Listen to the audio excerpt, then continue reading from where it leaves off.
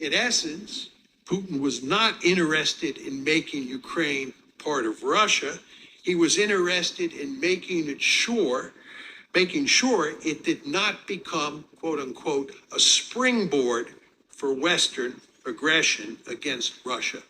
One might argue that Putin was lying about his motives, that he was attempting to disguise his imperial ambitions. As it turns out, I have written a book, one of the few books, about lying in international politics.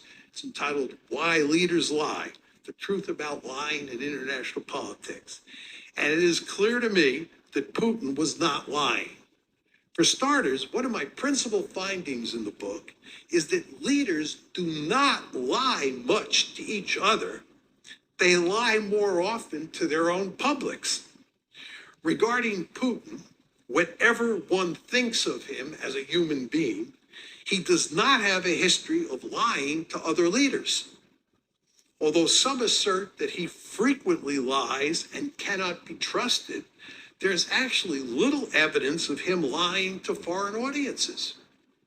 Moreover, he has publicly spelled out his thinking about Ukraine on numerous occasions over the past 2 years, and he has consistently emphasized that his principal concern is Ukraine's relations with the West, especially with regard to NATO.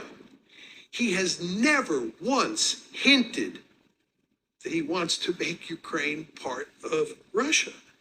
If this behavior is part of a giant deception campaign, it would be without precedent in recorded history.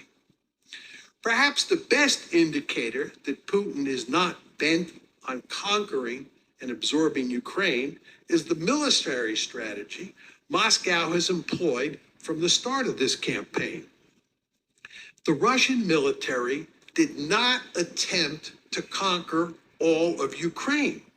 That would have required a classic blitzkrieg strategy that aimed at quickly overrunning all of Ukraine with armored forces supported by tactical air power.